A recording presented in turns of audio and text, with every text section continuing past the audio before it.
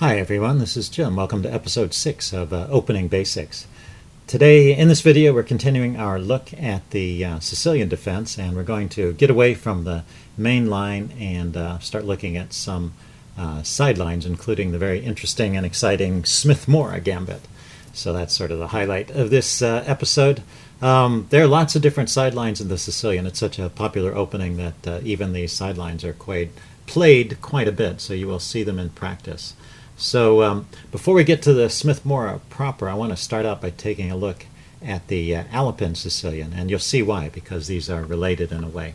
So e4, c5, the Sicilian, and the Alapin Sicilian is the move c3.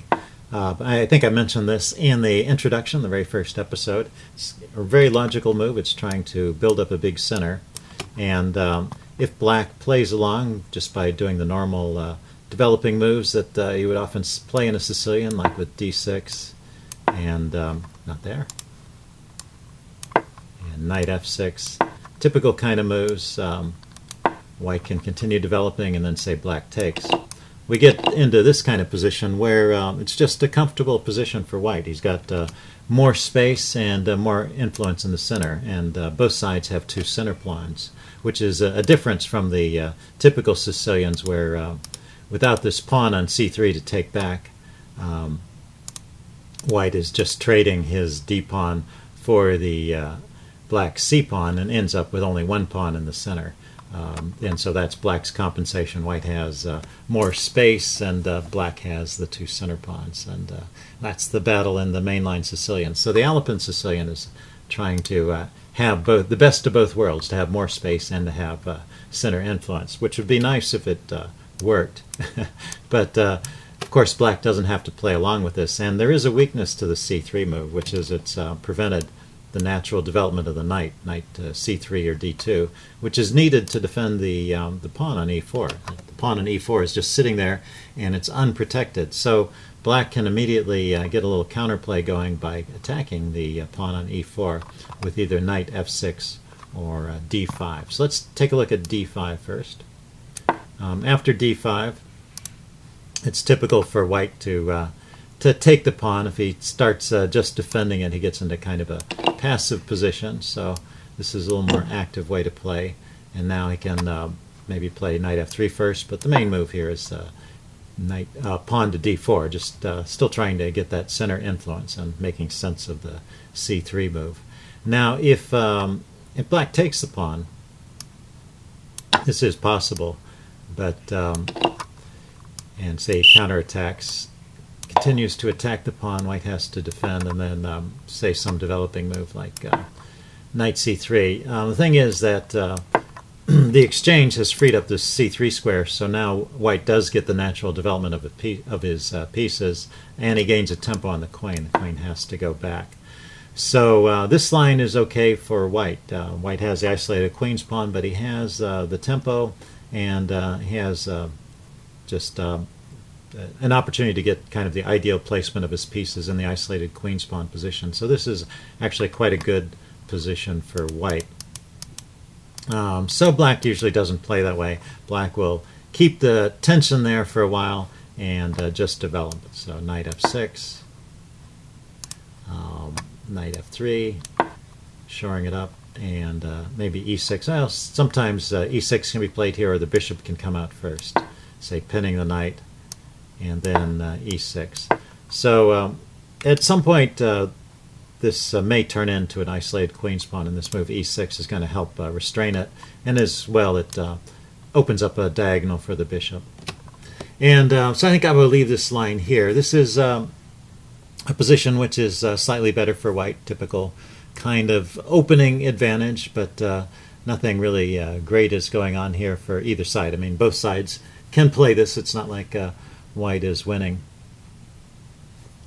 So that's one way to play, and keeps black in the game. I guess that's the way to look at it. So if we go back to the Alapin Sicilian, that's the move c3. That was the move d5, just putting a pawn in the center and attacking the weak e-pawn and leading to those strange exchanges. The slightly more popular way to play here is the move knight f6, and this is the move that's related to the the Smith-Morra Gambit. So what I've done as black is I've learned this line with knight f6, and I can use it against both the Alapin Sicilian and the Smith-Morra Gambit. So it's sort of a 2-for-1 kind of opening. So or kind of defense setup. So the idea with the knight f6 is just to attack this e-pawn, which is unprotected and can't be defended by the knight. The knight can't come out here to these squares to defend it. So pretty much the only move here is e5, pushing it forward. Now the knight needs to move, and it needs to stay active in order to keep a good game for black here. And now d4. So white gets this very impressive center, but black is already set up to undermine it. So he takes here, and now it's interesting. White can take back right away, but he doesn't have to. And actually, the most popular move here is knight to f3. So putting more influence on these center squares, and also taking advantage of the pin. So if pawn takes c3, it's queen takes knight. So that's just not possible.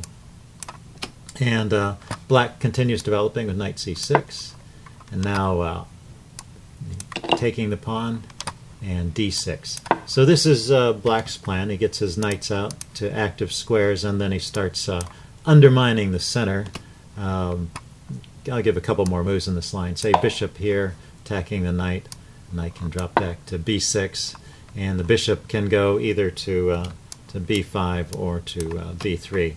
And well, the play goes on from here. I guess bishop b5 is the one you might want to worry about a little bit, because now there's a threat of pawn to here, winning material, but just taking on e5 is a fine way to meet that threat. Now this square is protected, so the pawn can't be pushed on, and usually white will take back here, maybe exchanging the knight first and then taking back on e5. So that's how it goes. That's an interesting way to play, and it's a good solid defense for black. There's maybe still some slight edge for white, but anyway, a decent way to play once again. So that's the Alapin Sicilian. So it's c3, and the thing to remember is the c3 move has left this pawn weak on left the pawn on e4 weak and not easily defended. So black wants to counterattack with either the move d5 or knight to f6. So let's back up and talk about the Smith-Morra Gambit. So that was the Alapin Sicilian was sort of an introduction to the Smith-Morra, because the Smith-Morra, you'll see, starts out with the move d5, just giving up this pawn, and it's not so great for the queen to take back. I mean, it is a defended pawn, and the queen could take, but then black gains a tempo attacking the queen, and there's nothing particularly great that comes out of that line. It's just giving up a tempo. No, the idea with the Smith-Morra Gambit is to continue to attack with the move c3. And here's the point where it's related to the Alapin Sicilian. So the most common move here is to take the pawn, and that's accepting the Smith-Morra Gambit. But the gambit can be declined, and with the move knight to f6, attacking the e5 pawn. And now this pawn has nothing better to do than to come forward once again, and so the knight goes to d5, and then white typically develops his knight, getting more influence on the center, and black develops his knight, and then takes the pawn. And this should be a position you recognize, because we just looked at it, even this position here.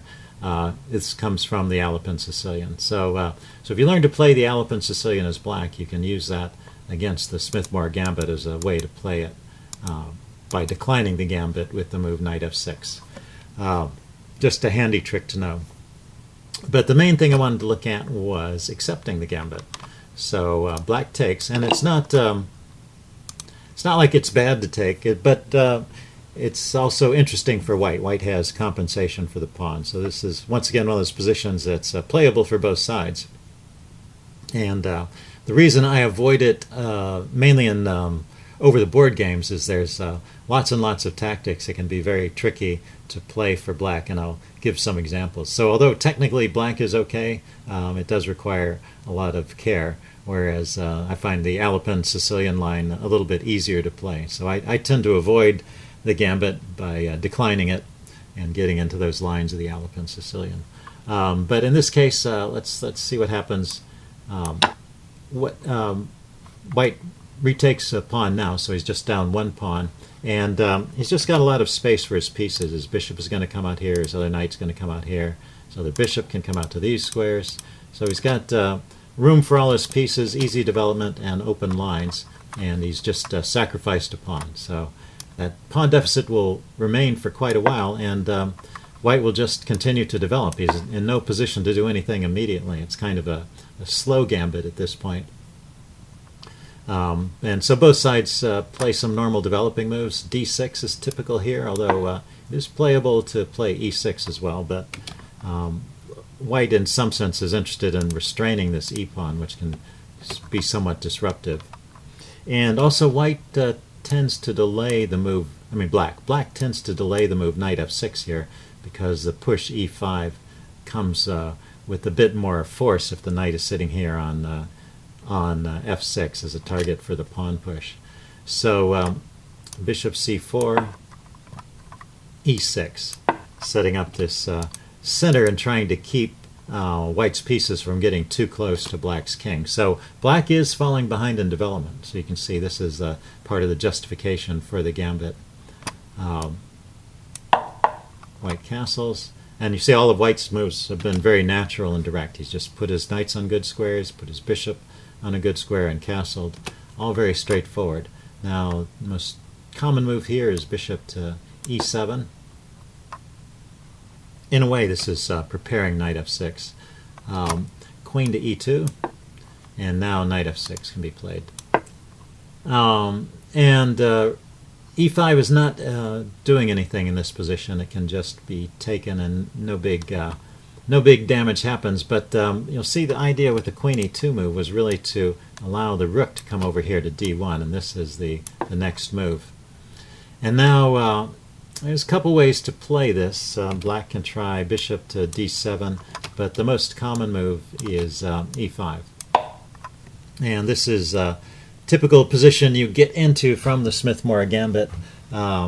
Black is almost safe here. You know, he's almost ready to castle, and he's got all but one of his minor pieces developed. But White still has this persistent lead in development. He's already castled. He's already got a rook in the center, and he's got some pressure on these pawns here. And notice that this pawn in particular, the pawn on e5, is a bit weak because of the pin against the queen. So this rook on d1 is quite powerful. So I'm going to leave it there. I've played this position in Blitz quite a few times, and you can defend it as Black. It's an interesting position. You do have the extra pawn. Sometimes you end up giving it away. In this case, this is also a weak pawn. Sometimes you just give up on that in order to complete your development and get into more or less even position. In a bit, I will show you an example of a game played by Mark Esserman from this position and show some of the technical ideas that White has. But before I do that, there's one last line I wanted to show you in the Sicilian, known as the Chekhover variation. And it has some similarities to the lines we've seen so far. So let's go with the Chekhover. So this is e4, c5. And then knight f3, so going back to those mainline ideas, not c3 or d5. And then d6, d5 here. And then after the exchange, the Chekhover variation is taking back with the queen. And so this is kind of an interesting sideline. It's not, didn't used to be all that common, although I would see it played occasionally. But Magnus Carlsen played this once recently, so it might show up more. So I thought, well, there's justification for showing this line too. And it's kind of similar to that line in the Smith-Morra where the queen takes back. What's different, though, is that a couple moves have been inserted. This knight f3 move has happened, and this d6 move has happened. So when the knight comes out to attack the queen and gain a tempo, white can play this pin. And this leads to some interesting complications. It is possible, just to show you a kind of a crazy line, it is possible to play this move here with the queen coming out. But this turns out to be pretty good for white. So this is a check, and if white defends against the check with the knight move, also defending the bishop, well, remember that white's queen is under attack, so actually black can grab the bishop and then grab the queen. And now if white takes back this way, then actually this is a decent position, but white can take back this way, and this gives an edge to white in development. Basically he's got two pieces out, he's ready to castle, and the material is even. So black has the bishop pair, which is a material advantage. So maybe I shouldn't say the material is entirely even. Slight edge to black on that count, but he's way behind in development, and this is an annoying threat on c7. Knight to c7 is an annoying threat. So I think king to d8 needs to be played here in this position. So it's not such a great way to play it. Of course, there are other moves here after bishop to b5, pinning the knight. Probably bishop to d7 is best move, and this is okay. We get some exchanges, but I did want to show you one trick, which is after queen takes d4, you can just play the move a6 here. The a6 is a move that's useful in a lot of Sicilians anyway, and then after, with this move a6 on, you can play the move knight to c6, hitting the queen with a tempo. So in this position, white can go for a Maroczy bind like this, knight c6, and now the queen needs to move, probably dropping back to d2 is the book move here. And well, this is an okay position for both sides. White has some slight edge. I just wanted to show you that little trick that sometimes it's helpful to avoid the pin by playing a6. Okay, let's back up to the beginning. I wanted to show you one game by Mark Esserman in the Smith-Morra Gambit to finish off this episode. And I'll put a link into in the description to a book. He's written a book called Mayhem in the Morra, which Chess Explained has done a review of, if you want to check that out on Chess Explained's channel, or you can look up the book yourself directly. So anyway, this is the game Esserman against Bartel. Esserman against Bartel. So Esserman has the white pieces, and they're both pretty strong players. Their FIDE ratings are in the 2300s, but up towards 2400. Quite strong players. This game was played in 2009. So we get the main line of the Smith-Morra Gambit: e4, c5, d4. There's the exchange. c3 takes, knight takes. And so now we get this typical development. Knights come out. d6 is played to open up a line for the bishop and to restrain the e-pawn. Bishop c4, the natural move. e6, blunting the bishop. Castles. Bishop to e7. So shutting down this line towards the king and supporting a knight on f6. Queen to e2, getting on the e-file.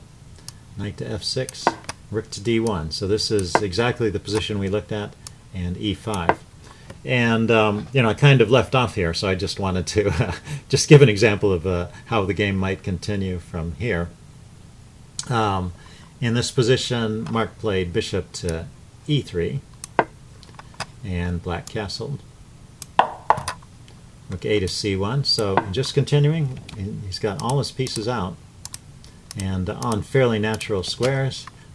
Black has managed to get castled, and he's still got a piece or two to develop. His rooks are not yet in the center, and this bishop hasn't been developed. So the question is how can white convert this slight edge and development into a victory? So well, it's black's turn. He starts with bishop d7. Now a3, gaining a little space and maybe preparing the move b4. a6 is played. b4 comes. So this a6 was obviously an attempt to slow down the push to b5, but So black gets in the move b5 ahead of time, not wanting to face that from white. The bishop drops back, and bishop to e6, challenging the bishop. And now, rather than trade, white plays the move knight d5, getting a good post in the center. So there's an exchange here. And black manages to get a pawn traded and placed on the square d5, which is normally a good thing for black because that shields the backwards d6 pawn from an attack, from a frontal attack by the rook. So typically this kind of setup is good for black, but in this case there are some problems. First of all, the knight's under attack, so it has to move. And then immediately white has the tactic knight takes e5. So this is the kind of stuff you have to worry about with the Morra, that with these more active pieces he can sometimes get away with these tactical tricks. You have to be constantly alert.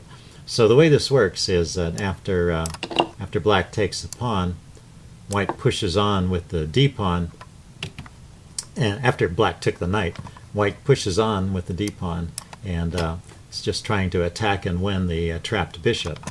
So the bishop has to take the pawn, but now, because of the placement of the rook, the bishop is pinned and can come under attack with the move bishop to c5.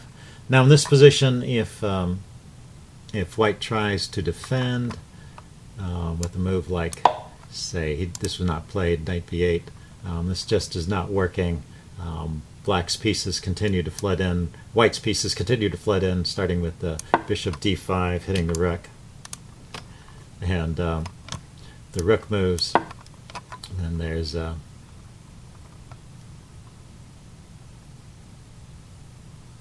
oh, the rook can't move. Bishop takes a7, I'm sorry. yeah, the rook is trapped in the corner. These active bishops are pretty uncomfortable. So anyway, this line didn't look all that great to black, so he tried to do something else.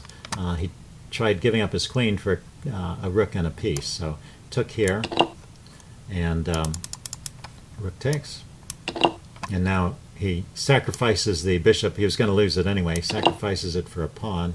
Queen takes, and then rook takes d8. So if we pause to take stock, there's say we count this rook and piece against this rook and bishop, and this rook and piece against the queen, and then black has two extra pawns. So from a material point of view, black has a slight edge, but actually this is just a position that's winning for white, just because of his active pieces, and it starts off with the move g4. So it's basically just a non-stop one thing after another situation with the Morra Gambit. He's got his active pieces, but he's got to continue to use them. So the knight doesn't want to take the pawn, and because of the queen coming in here to f7, he tried to counterattack with a5, and then after g5 went here to d7, getting out of the way, and now queen takes on f7. King h8 is the only move, and the rook for the moment is defending the back rank, but queen e7 is a strong move here, hitting the rook and just threatening checkmate on the back rank. He plays the move rook to f8, where it's defended by the knight, but white just takes that, because after knight takes, rook to c8 was played, and black resigned here. There's just no way out. I guess, first of all, checkmate is threatened, and he could try playing something like h6 here, but after g6, it's still checkmate. So black is in terrible shape here. To avoid checkmate, the engine is recommending knight b d7. Oh, but this just gives up the rook, and black is now white is now material up, as well as having black in a terrible position. So that's how the game ended after rook c8. Bartel resigned. So that's a good example of kind of interesting tactics you can get with the Smith-Morra Gambit. Hope you guys enjoyed that, and leave any comments you have in the section below. I will see you again soon. Bye.